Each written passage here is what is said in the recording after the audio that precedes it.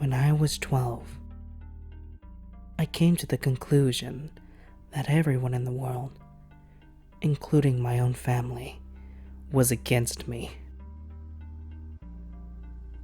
I was never a problem child, but my parents sure treated me like one. For example,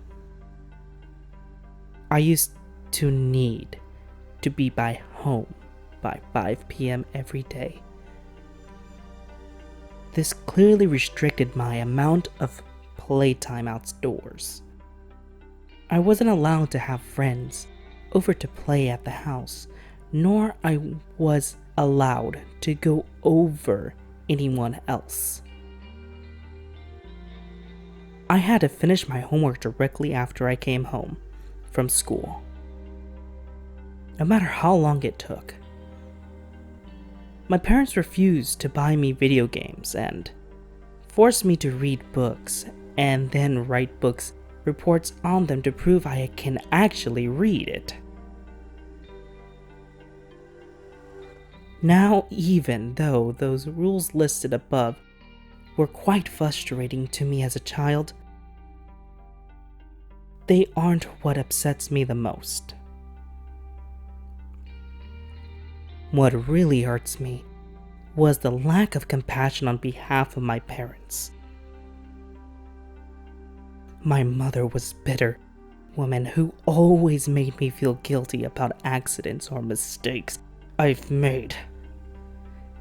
My father only knew one emotion: frustration.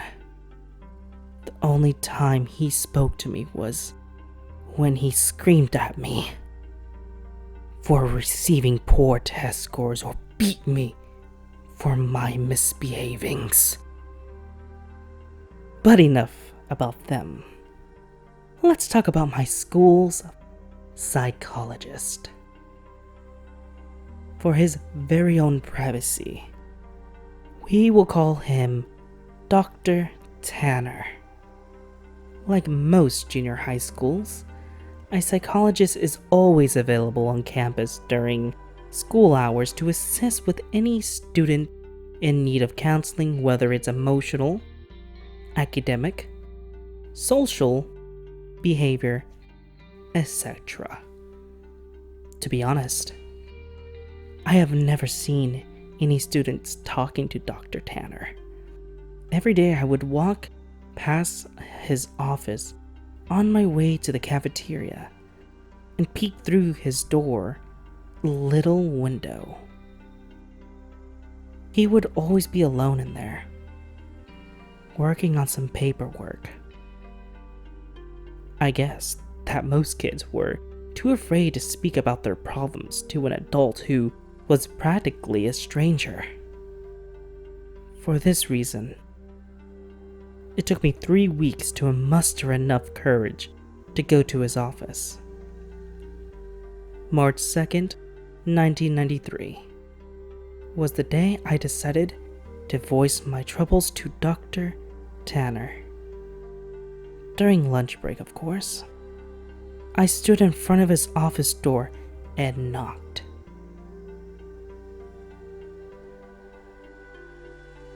Through the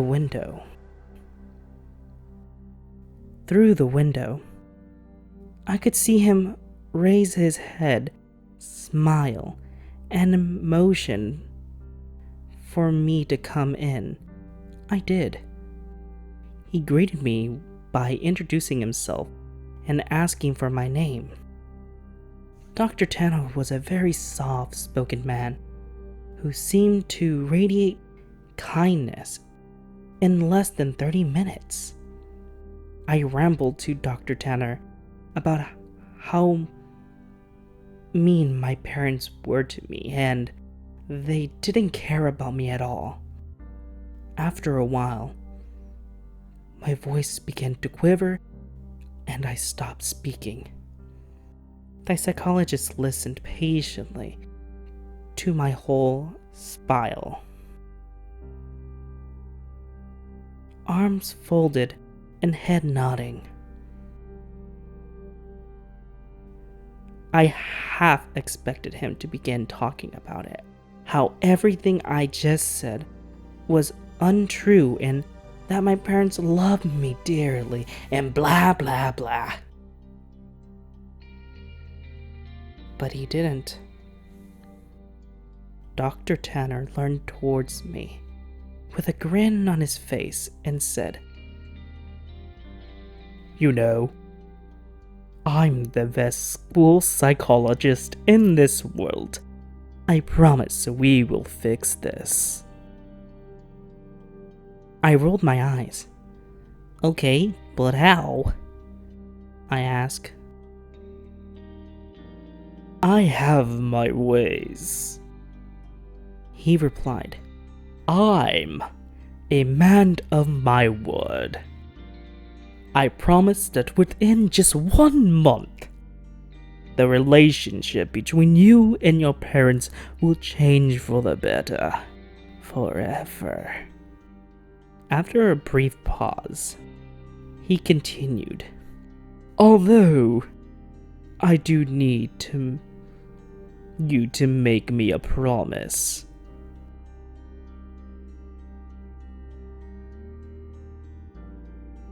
"You have to promise me that you'll come back to my office after school and that you won't tell anyone that we had this conversation today.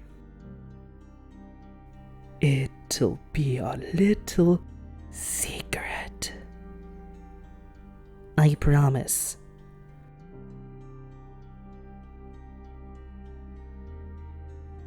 Following day, I returned to Dr. Tanner after school. It was around 4 p.m.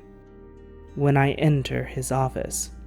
After a warm welcome, he asked me to have a seat in front of his desk once again. Upon sitting down, I watched Dr. Tanner close the blinds of the door's tiny window. "There," he smiled. "Now we have all the privacy we need." We began to talk about my likes and interests, my favorite subjects in school, my least favorite teacher, and things of the like. About an hour into the conversation, Dr. Tanner offered me a soft drink. I gladly took the offer, considering my parents never allow me to drink soda. Dr. Tanner reached over to his mini fridge and fidgeted around before sitting down and 2 open cans of sodas on his desk. Afterwards, we continued to talk about what was going on in my life. But it wasn't long before I passed out from whatever drugs Dr. Tanner placed in my drink. It took me a minute or so to adjust my blurred vision upon waking. And when I did, I had no idea what to think. I was handcuffed to the bed, and my mouth was sealed with duct tape. I immediately began to panic, squirming and tugging at the cuffs, but gave up soon after. My eyes widened in disbelief after looking around the room. There were posters of superheroes pinned up along the walls and photographs of famous athletes on the shelves. In the middle of the room was an old television and a Super Nintendo, various game cartridges stacked alongside it. I didn't know what to think. Here I am in my room filled with items most kids would die to play with. I would have probably cried from joy hadn't I had been handcuffed to the bed frame. My stomach sank once again as the door opened and Dr. Tanner walked inside. He sat down on the edge of the bed. "Now listen," he said. "Remember that I'm here to help you, and I would never hurt you, okay?" Dr. Tanner gently removed the tape from my mouth, and then the cuff from my hands. My first instinct was to begin to cry, but something about Dr. Tanner made me feel safe. He smiled at me. "You're going to be staying here for a while," he continued. "And during this time, you're allowed to play with any toys in this room while I'm here at home. But when I leave the house, I'll need to cuff you with one of your hands back to the bed. You can still watch TV, but I want you to only watch the news channels when I'm away."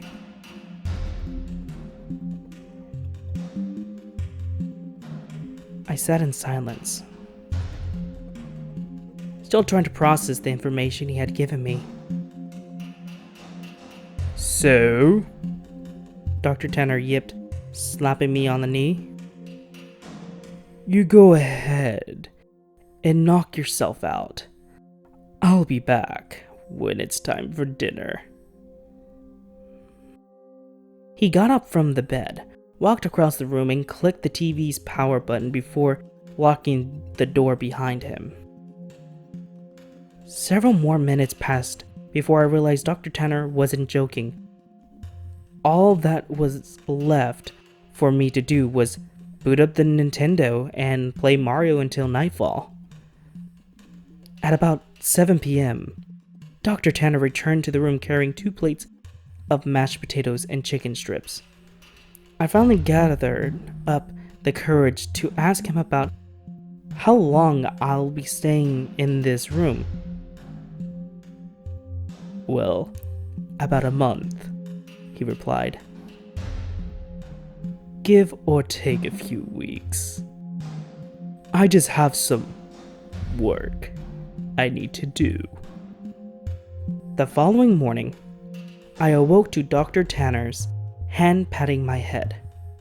"Hey bud, you don't have to wake up right now if you don't want. But I am going to need to put this back on," he whispered, clamping the cold steel of handcuffs onto my wrist. I gazed up at him. He was wearing a collared shirt and slacks, a coat draped over his shoulder, and a suitcase at his side. He looked just how he always did when I saw him around school. Before leaving, he placed the TV's remote next to me and told me to turn it on and watch the news.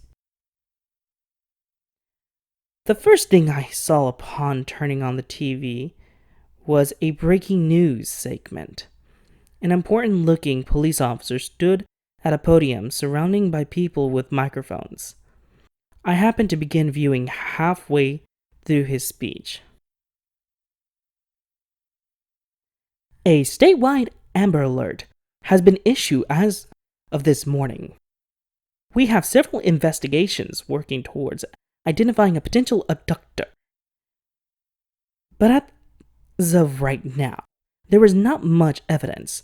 Full team members state that the boy had been last seen around 4 or 5 in the evening on." I began to feel nauseous as a photograph of me appeared on the screen. It was my yearbook picture from last year. Captions for the photograph displayed my name and age, my school, and my own town. Above my picture was alternating titles. FBI began searching for child and kidnapping suspect unknown and potential runaway. Live footage continued as 2 figures I soon to recognize as my mom and dad stepped to the podium. Both appeared to have reddened eyes. Tears steamed down my mother's face as she took hold of a microphone.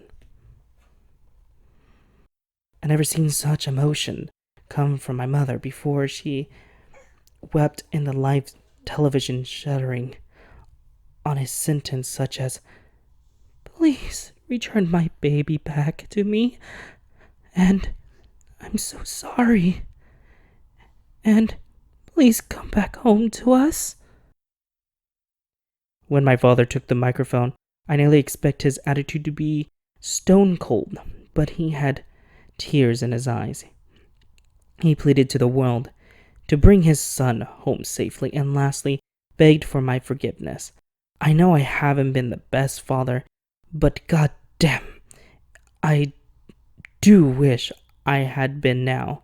Please bring back my boy. I turned the power off shortly after. My emotions were mixed, for I had never seen once my father cry. I felt miserable that my parents were being put through so much, but at the same time, I felt relief. I now know how much my mom and dad loves me. Nearly 4 weeks have passed, and Dr. Jenner had been treating me with the utmost respect. He leaves me in the morning cuffed to the bed frame, but returns in the afternoon to eat lunch and dinner with me, talk and play games. I never would have guessed how Dr. Tanner was a Monopoly and Scrabble.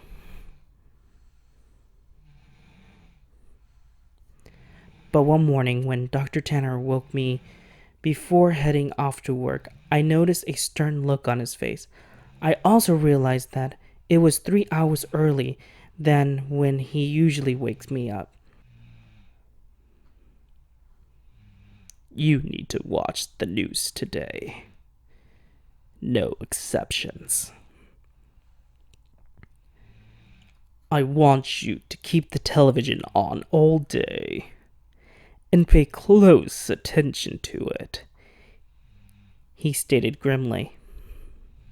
I, of course, complied and watched him exit the room.